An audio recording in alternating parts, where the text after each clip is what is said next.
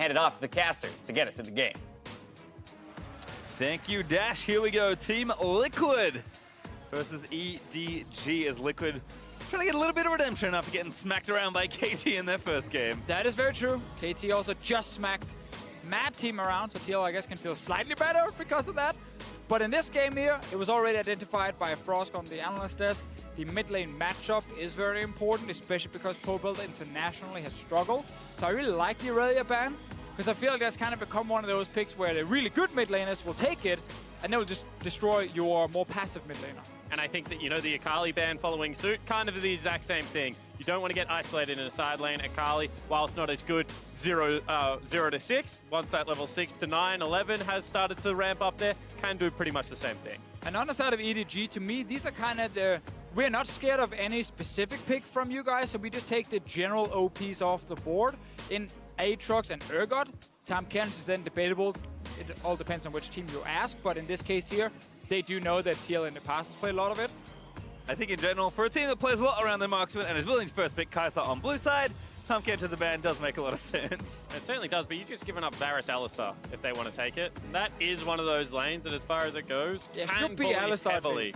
Oh, Ooh. that's a lane bully. But it is 2-7 versus a Kai'Sa. That's your stat. I just stole it. Pastry Time told me that. It's not great. Also, of course, most of those games, actually all those games were in play-ins. This is the first time we've seen this champion on this stage of the tournament. But as you mentioned, Alistar also available. So we'll see if this counter pick does work out. Could also be Scout's pick as well, in case he's feeling extra spicy today, but I expect it to be boys. And whilst I don't love the Lucian, it makes a lot of sense. It is that lane bully, but Alistar is really where I think that this lane gets difficult, because Mako really cut his teeth on Annie Alistar when he first came to MSI in 2015. He was a monster. As also you want to deny Kai'Sa Alistar, which is the best combination for Kai'Sa. What we see all the teams do now is just a Rakan pick.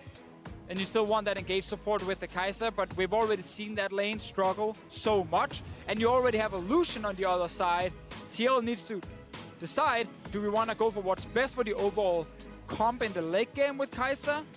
Things like Rakan, or do we need something that's stronger in the early laning phase? I mean, they have got a Gragas, which we've seen nichely match up against Alistar down in the bottom lane. Good. Try and take away some of the aggression. It's also Braum. True. I also like the fact that they took Gragas early, because I'm really curious about Clearlove's champion pool. They said they brought him back into the lineup because it's his meta. Well, unfortunately for Clearlove, I take a look at this meta, and I think this is probably not your meta. A lot of Lee Sin running around, which historically you've performed poorly on in the international stage, a lot of early game junglers. I'm interested to see if it's something like a Xin Zhao that they pick up for him, which they did in the play-in stage, and try and band-aid some of those early games. Please pick, okay. We'll take it all back. On their pick for Ray instead, after the Sion pick there for Impact. We did used to talk about these two on the same team, of course, being Sword and Shield, but it's just kind of two shields / rocks at this point. Going to be playing the tanks. And I know one of your concerns for this game was going to be that these two teams fairly evenly matched. We're just going to go into the mid game, and then the better team fighting comp was going to win. A lot of that revolves around Ornn and the ease of execution that can come out of the champion, something we saw yesterday. Yeah, it's very true. I can't really hide my Ornn bias any longer. I absolutely love him on stage, especially when safe engaged is just superior. So many players are still afraid of pulling the trigger because there's a chance it could go wrong, but Ornn just gives you that safety. The thing is, though, you have Lucian, who's definitely going to get outskilled by Kai'Sa. Yep. So if this game does end up going towards the late game, which is what I expected when I looked at both teams on paper, also based on EDG not being able to close out the game against Mad Team on day one, sadly for EDG with Lucian, it's not about late game. Well, maybe not sadly, actually, maybe it could be good for them, because they have shown strong play around the bot lane in the early game in the LPL, and that's what they're doing with Lucian here. So screw the late game stuff, more about early game now. Can certainly still force players with the pick, as well as Shen, which is probably a support, at least consideration, given all the picks that have happened so far. And Braum, that we mentioned already, was maybe a pick that Ole will be looking to, are going to be taken away by EDG. Also, Talia is going to be banned away from presumably Clearlove, so not wanting to give him a more aggressive jungler. I want to see if things like Skarner could be something he wants to play, like it is something he's played a lot in the past as well. And if you are playing this comp now where there's good engage, you have the tools to win early game with your Lucian, you just want something that can keep forcing picks, Skarner does work really well for EDG. Syndra also banned away there, so Scout not going to get that pick this time around, but probably saving counter pick for mid lane. You can see they're talking to Clearlove. Has played some Nocturne already in the tournament, I believe, and looks like it will be locked in once more for EDG. still more engaged, more ways to keep forcing picks here. TL will not get a slow game. They're going to be constantly attacked. Also a band-aid for poor macro play at times. You know, if you end up in a side lane with a bad assignment or something like that, you can just bring Nocturne towards that side of the map. Also, if it comes to desperate situations, not all that bad around Baron, because if you take away all Baron vision and they have to come fight you, True. something that EDG can use to force around. Also makes it hard for Kai'Sa to play team fights. Yep. Because she can't fully see where she's going with her ulti during the Nocturne engage, and it's going to be rough for Doublelift to carry this game, but he's getting a lot of protection. Certainly is. I love this Galio pick, though, from Team Liquid. Pobelter, we talked about it. Get something safe, get something like a Malzahar Galio, a very robust laner. That could be a Lucian mid lane. I'm just going to get in ahead of it. I already said this. Because Galio is just so poor at the early stage of the laning phase if you can harass him. It could also be something like a Cassiopeia as well if they want to try and bully it out. Well, for now, it is actually more of a standard control mage. Azir early game is obviously nothing special, but we know his scaling is amazing, and Galio can't really punish him early. So we do get a bit of late game insurance for EDG.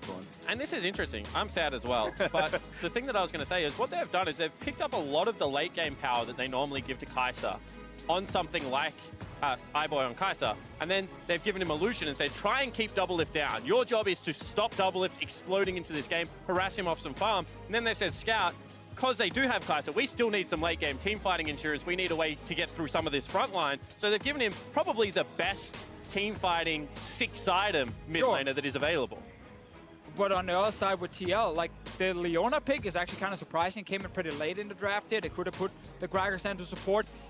It just screams to me they're going to gank this lane. Like they wanted a support with CC and setup, because otherwise picking Leona against Alistar normally does not feel that great. But now with the Gragas, we've already seen Xmithie do this against KT. Go bot lane early, execute the first gank. Like this is just all about Doublelift on Kai'Sa, and they need to make sure he does not fall behind against the Lucian. It's okay. It's not just a World Championships thing. They've been going bot lane all year long for Doublelift in OLA. So we'll see if Xmithie can make his way down there and find something. Because again, we kind of expect it with a very safe mid and top lane TL willing to play pretty safe and farm things out if they can. The plan for TL has not changed much all year long. They've really refined their style and become very consistent domestically, which is why they are back-to-back champions. Hasn't held up as well on the international stage so far, but EDG with Clearlove back in the lineup. We'll see how they look, because they have looked a little scattered so far in the tournament. And this isn't something new for EDG fans. EDG come into Worlds, they do try new things every now and again. People will remember the Jace pickup with Teleport. Just crazy things running around Summoner's Rift. Historically, it has at time lost some games that fans felt like they should win. You just hope that some of this early game focused bottom lane isn't more of the same.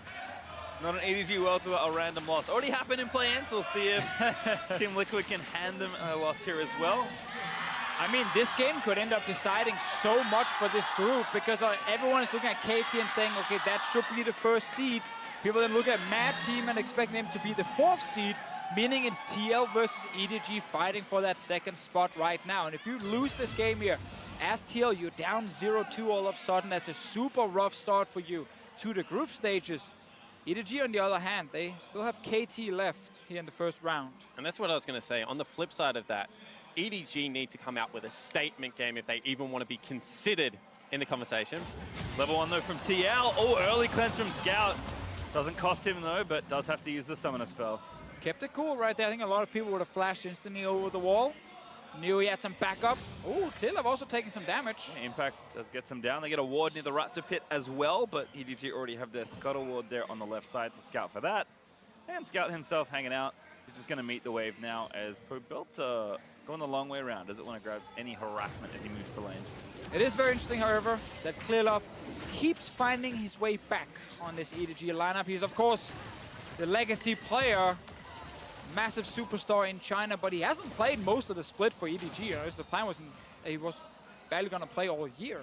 Like, they wanted to start moving past Clearlove, but because so much of the shot calling pressure was then on Mako, they had a lot of issues past 20 minutes. They didn't know what to do as a team, and Clearlove was supposed to be the guy who could step in and then fix that shot calling issue. Yeah, it almost felt like the Cloud9 and High situation where they'd had this player with the organization since the inception. They'd always had one strong voice in the lineup, so people that they brought into the system didn't necessarily have to step up. Obviously, that changed slightly with Mako, but I think the interesting thing is it must be something intrinsic to the team, because on paper, or in the game more likely, when you watch them play, not all that much changes when Clearlove is in the lineup.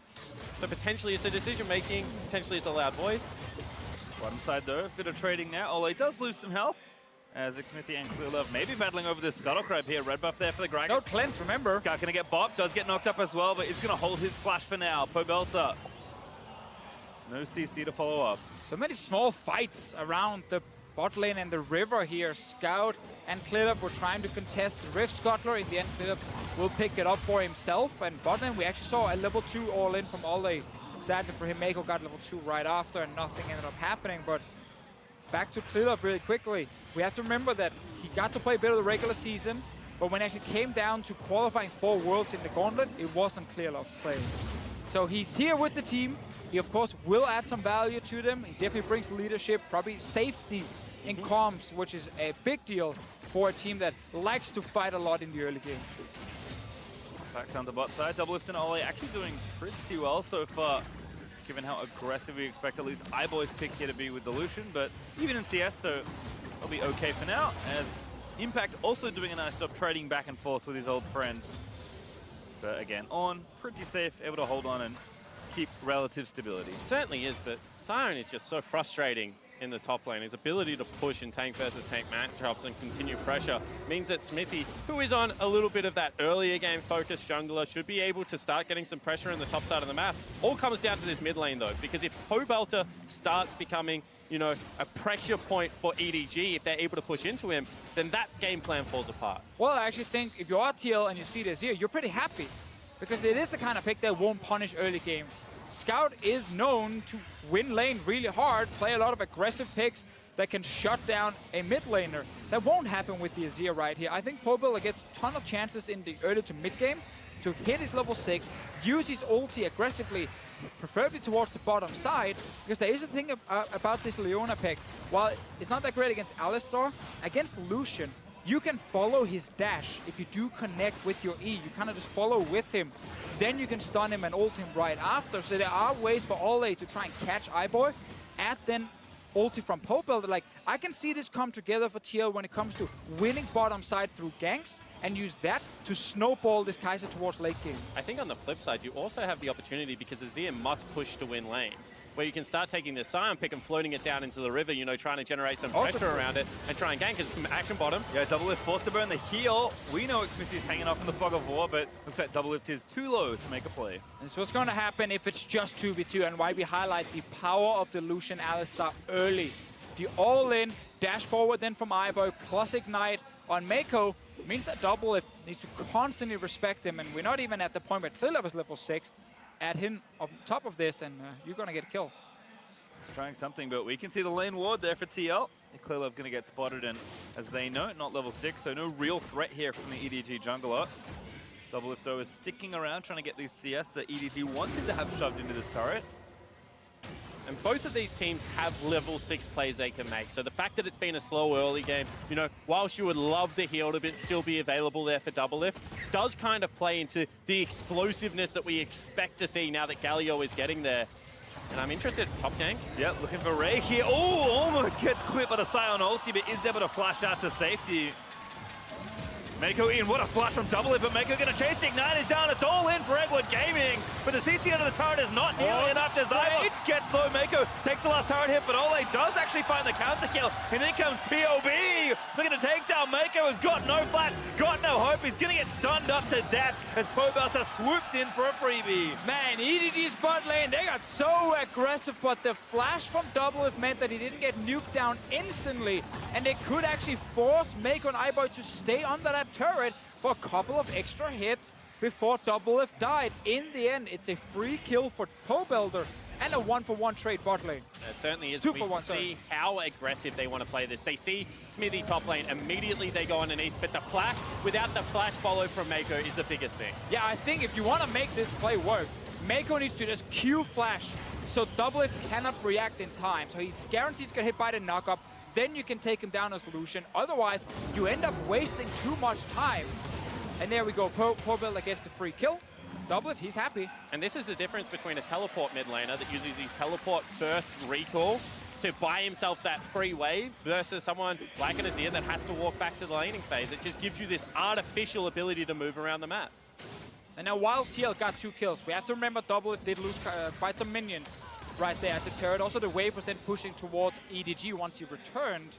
So he is currently sitting on 47 to 67 CS, and he's without flash now. Nocturne level 6 is here. Xmithy, we talked about the gang spot lane. He's around. Yep, does have his flash as well. There we go, Looking to follow. cover Ole. He's going to start it off. Predator is good solo play. Tags Mako only for the slow. Ulti in. It's going to get Mako back in. And that's a kill. Leona grabs her second. Yeah, and that's well played in the end by TL. The first part of it looked a little bit sloppy, but Smithy cleans up the play for the team, puts some pressure on the bottom turret, and this is why they play around Doublelift. Bot side, though, looks like Scout is moving his way down, and Clearlove's ready with his ulti to try and find a counter kill. EDG, though, do have to be careful. Don't want to be too hasty in these sorts of situations. Well, we just got to see exactly why Leona was picked. Ole got onto Ibot, follows him in to Mako, misses the ulti at first onto Ibot, but will still be able to land enough CC on the Alistar. And Xmithy was around the bot lane as mentioned. So TL, very clear game plan. They know how they want to get Doublelift out of this lane, get him to a couple of items so he just outscales the Lucian. But similar to the Gen G game, I feel, it's the support that's grabbing all these kills. It's a 2-0-1 Leona as opposed to the Kai'Sa being able to grab any of them. So you can see gold still heavily in favor of iBoy. This is still a lane that the Lucian, even though he's been forced back a couple of times and died once, does have control. And Doublelift is still without flash. Clearlove, you have your ulti. I need to see it used bot lane to secure a very easy kill onto Doublelift and maybe even a turret. But right now, TL have completely warded the bot side. You need control wards if you're EDG. You can put one in your tri-brush behind your turret, and then you know, okay, they're not going to see the Nocturne here. He can sneak into the lane and just ult towards Doublelift. If that doesn't happen for a couple of minutes, Flash is back up, and I feel like that's a big opportunity wasted. I do feel like this is the first step, though. Get blue buff over, ensure you have the push mid lane, because otherwise, Clearlove, if he wants to go from a different angle, you know, potentially from behind, potentially try and cut off a retreat and focus down the turret, you're going to get collapsed on. So this is the right move. And Mako level 6 is here. They can tower dive as well, but we know with all the wards they're spotted. He's not committing to it yet. Got to go quickly as well. Pobelta can also provide coverage with his ultimate now available. Team Liquid, again, using that vision, playing safe, doing what they've done for so many months now. Protecting this bottom lane, letting the Kai'Sa scale up as Xmithy is back down to the same side. But look at this. Clearlove just recalled. He's leaving base with 90 gold. Can you please buy a control ward? Unfortunately, mate, that doesn't give you more damage. That's just what I've learned in my time. Fair enough. All right, well, Xmithy going to clear out this ward. So again, double control wards here for TL at the mouth of the bot side river, just making sure the bot lane stays safe. And Clearlove has really kind of done nothing but farm most of this game. Has the ulti ready to go, and you've said already, Future, he needs to use this ulti somewhere. And the problem is that really only the top lane is available for that gank. You can see Pobelta, he's catching waves rather defensively. He understands that right now he has no vision over his side of the map. Smithy has done the right thing and gained that vision control around bottom lane. Doublelift's flash is about to come back available. And then after the next, maybe shop, Merc treads are going to be picked up by Pobelta. He's not going to be in all that much danger of dying to the Azir. And this game actually becomes rather easy to continue to stall out, continue to progress towards that mid to late game Kai'Sa that we keep talking about TL relying on to win these matches. Exactly. It's really interesting. We could follow the TL game plan. We got to talk about it very early on and could kind of see it work and see it happen. But we also mentioned all the openings for EDG that were not used. And it's kind of one of the things with Clearlove, like, he's never been the most proactive jungler. Like, it's very much safety and farm first. But in this case here, when you pick a Nocturne, you're not a very useful champion if you do not actually get any sort of early kills. And he had an opening to get a free kill bot. Didn't go for it. This time, though, he spent his gold properly. Better late than never.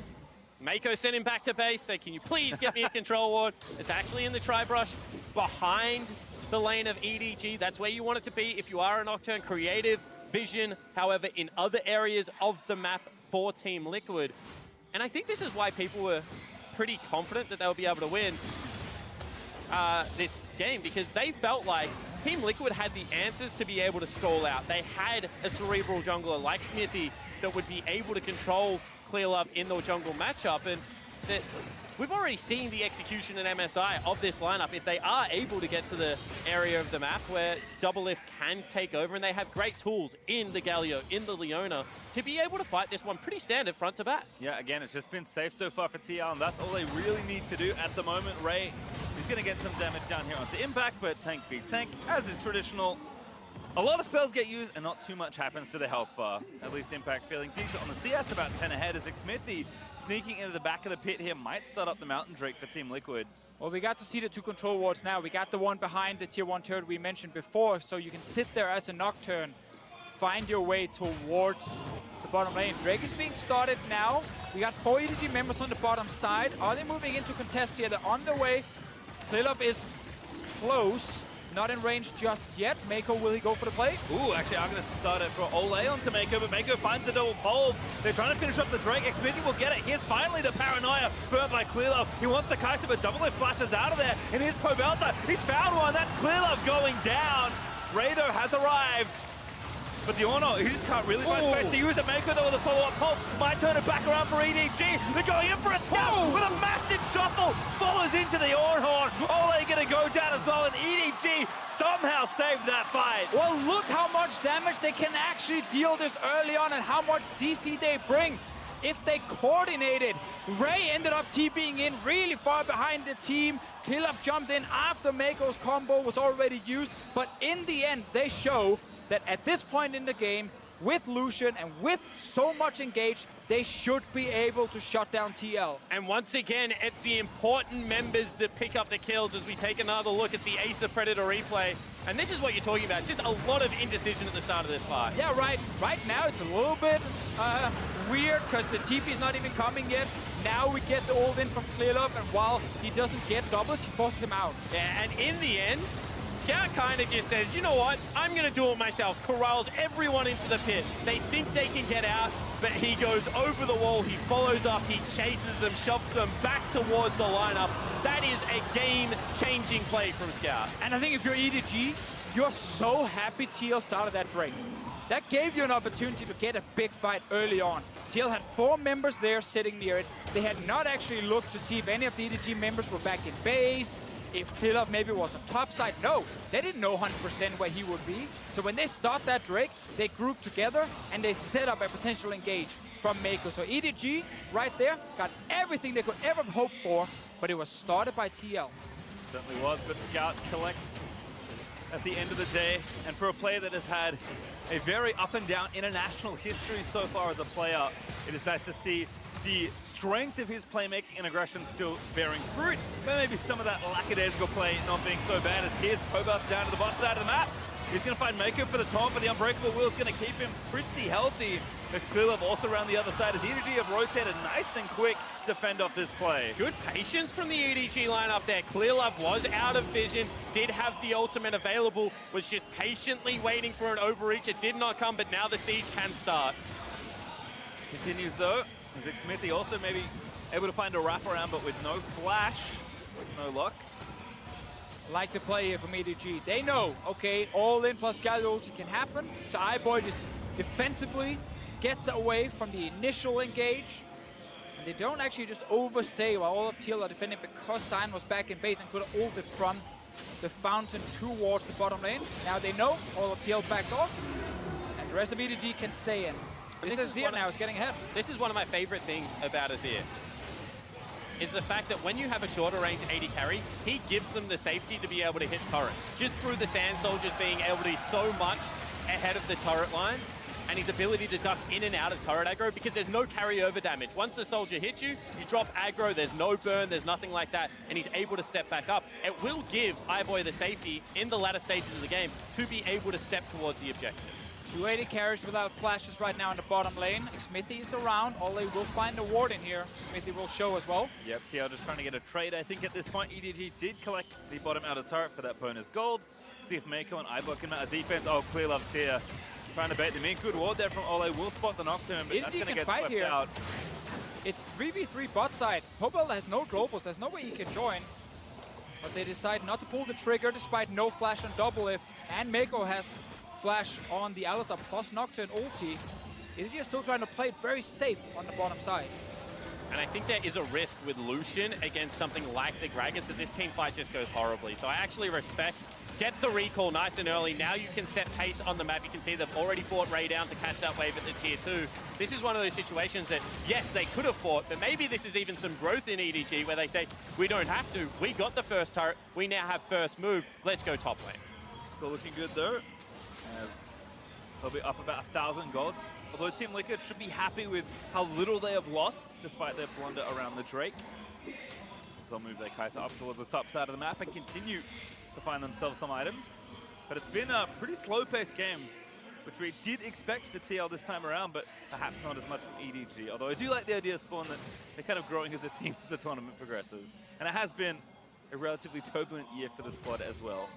Yeah, it certainly has. I mean, we've heard Frost tell the story a couple of times so far, but this certainly isn't the storied organization of EDG that has won so many domestic titles, that had looked dominant throughout things like the Demacia Cup, that won MSI when they were able to. This is an EDG that honestly has played with their roster a little bit this year, that hasn't been happy in the top lane and potentially jungle positions as well. That now they seem to have settled on Haro. Now they're bringing Clearlight back into the lineup for leadership purposes is the reason that we've been told. But across the board, it just seems to be a little bit more uncertain than what we've seen in the past. Yeah, I feel like over the last year or two, it's kind of been like a generation shift on EDG, back from when they had the Deft roster, obviously, that won MSI. Ray is still fairly young top lane on their side. iBoy, of course, is still very, very young down 80 carry position. And then Scout, who last year was the most inconsistent mid lane I've ever seen. Great at times, and then horrible in other games, other moments in games. He's much more consistent and mature now, and he's the big carry in this game. And to be fair, they need a Scout to be consistent, because one of the reasons Scout replaced Pawn on the roster is because if Scout is the most inconsistent, Pawn's up there as well somewhere. He's in a realm of his own, I feel like, as EDG are looking to siege up mid. Did do decent damage to the mid lane out of turret, but again, no need to overextend to a potential Sion ulti or something else. Team Liquid, though, are starting up the Rift Herald. Okay. Probably will get a big fight here. All 10 members are around it. Mako in the front. Will Smith is on him. Yeah, you actually find a wraparound. Mako, though, fancies himself a jungler. Clearlove pops the ulti. They're going to dive into the backside of the map. Double Lift, though, can't make it over. He needs to use the ult and doesn't do so. Ole does that at Clearlove as Ray finds a two-man knock after the ulti as well. And Scout, once again, scoops POB back through. A good knock up there for the Sion, but that's just Impact flashing back over the wall. And they just have no access to that team fight. Double Lift doesn't pull the trigger. There is no proactive play. So EDG just take down the front line and now can push the mid lane wave. We have to remember, it's so hard to play Kai'Sa against Nocturne ulti. You don't know what's going on when you're split from the fight. And this is the second time now where it's TL with the scaling AD carry who's starting objectives. First the Drake, that gave 4 kills to EDG. Now they start the Rift Herald and all EDG members are around. I think we're seeing at TL focusing too much on, oh, objective is up, let's go for it as a 5-man unit, and not actually setting up the map first. Split up the enemy team, watch them sit in side lanes, and then go for Rift Herald. You actually never need to set up a team fight around this objective. Because this is what you're talking about. Bottom wave right now is neutral. Mid wave pushed in for EDG, so they can get multiple members here. Nocturne ultimate is beautiful, and he just doesn't have a way in. No, Double is just, he's stuck near blue buff and can't join the fight, so it's 5 versus 4 the entire time. EDG are once again very happy to see TL start an objective. Certainly are. They collect almost the maximum once more and now up about 3,000 gold with 2 turrets to 1. Still trying to crack the top outer if they can, and Team Liquid are mounting some sort of offense here in the red side jungle, but that's 2 bagels for the mid lane and AD carry on the Team Liquid side in that last fight. That kind of tells the whole story. And a utility Nocturne ultimate Exactly, apparently yeah, I was did that thinking last the same. fight. It's all about just the ulti right now for Clearlife. He ult, sits in the back, calls the shots, kill this guy, kill this guy. He doesn't even need to hit anyone on his own. Actician Nocturne, I like it. Should just build full cooldown reduction. Yeah, for some reason he's building lethality. I'm not sure how that plays into the equation. But again, the kind of slow burn continues. EDG finding good opportunities. Scout on 2 items, continuing to overperform in these team fights as well. And then also another situation here where we're going to get the full AP Galio coming out. So this is going to be, you know, a little bit of tank with the initial aftershock, but after that we'll do a lot of damage. I don't mind it in this comp because if he ever gets in range of iBoy, he'll probably one-hit him as this game progresses. Yeah, I mean, the entire draft from TL is reach the back line. Yep. A Leona ulti as obviously one of your main tools to get there, Gragas body slam, and then you have ulti from both Kai'Sa and Galio. iBoy and Scout are pretty slippery, however, on Lucian and Azir. As demonstrated. As demonstrated right there, so it's not easy. You don't have like the point-and-click way to get to the back line. Clearlove also shadowing Scout here in the top lane, just trying to open up space. I take it back. Everyone almost coming up here for EDG, wanting to knock down this turret. Just Ray down the bot lane with the teleport at the ready. And without Leona ultimate, I mean, this is a hard team to engage on. Do they try and make it work here? TP behind. Scout might pull the trigger on the ulti. Here's Impact looking for Clearlove, but he just ults instead. Mako already found the 2-man pole, but Smithy dead as he stands. Ray looking for the knockup, does actually find double lift, and it just looks so simple now for Edward Gaming as iBoy lets the ulti rip. Everyone dives out of the corridor. Ray gives the 2-man knock, and Scout makes it look so sick. That's the ace for EDG. Scout is just dirty right now on this Azir. Multiple man ultimate, and that will be a 20-minute Baron. The entire team just outplays TL in every single team fight. They're gonna get the Baron now. The carries are getting all the kills on their side. Why not take a tier 2 turret as well? Gonna get it all by the looks of things. Oh, there's iBoy, as you mentioned. Just making sure to clear up the little objective that they already had started. And EDG historically are not a punished team. Like, you make the first move, we're gonna counter-attack, we're gonna repel it. Historically, they've been the team that will run at you, will try and create disadvantages, and for some reason, TL, I mean, just keep trying to throw everything at them. Yeah, let's just be honest here. TL has picked 3 extremely bad fights, and EDG every single time punished them. Here we get the engage coming in, but he tries to hold on to a Nocturne who's obviously just gonna jump away with his own ulti. And that now means all of EDG can get free damage on the front line. iBoy and Scout on almost 100% HP. They get so much damage off, and then the combo Ray plus Scout together, like that's just insane. And when you talk about how much damage a champion does in League of Legends, you have to take uptime into consideration. Whilst Kai'Sa is one of the best late game carries in the game, Double Lift has had no uptime this game to show that. And meanwhile, look at the damage coming out of Scout and iBoy. I think one carry did more damage than all of Team Liquid in that last team fight. That's definitely true. Might almost doubled it. EDG with the Baron for 2 minutes plus. Now going to look to take down even more turrets. The Baron minions finished up the top tier 2, and now it's just a mid lane to waltz on by and try and knock down. And one of my questions was, how decisive does this EDG victory need to be to turn this group back into a 2-horse race? I'm not saying we're there now, because I think that a lot of this game has been determined by TL's failures in the plays that they have looked to make. But if you are an EDG fan right now, you have to restart believing in this squad, because when they are executing on plays, it is looking very clean. Feels like a tower dive might be brewing as well. We'll see if Team Liquid can hold the assault, as they do need to start something up. Maybe not now, maybe they just concede a few turrets. We'll have to give up this one at least. Yeah, it feels so hard now for TL when you're this far down, because even full late game, you're against Azir. And this guy is with cleanse, so it's so hard for Leona to get onto him in time and keep him in place for the rest of TL to pile onto him. It's just Double Lift alone on the side of TL in terms of damage dealers, and that's just not enough against the EDG draft here. They had to wait for the Lucian to get weaker and while Double Lift was scaling, but they fought and fought and fought while iBoy could deal a ton of damage. And Scout managed to pick up a bunch of kills with that as well. It's 26 minutes, and Azir's already 3 items. The frontline for TL feels like air instead of steel, which is what they're supposed to be in the face of this champion. EDG already 10,000 gold ahead. And the issue is that Scout is just doing so much damage on the poke that if you don't pull the trigger immediately, you get punished. The times they have pulled the trigger immediately, you get punished, that it looked bad. So there's just really no way for them to get into this fight right now.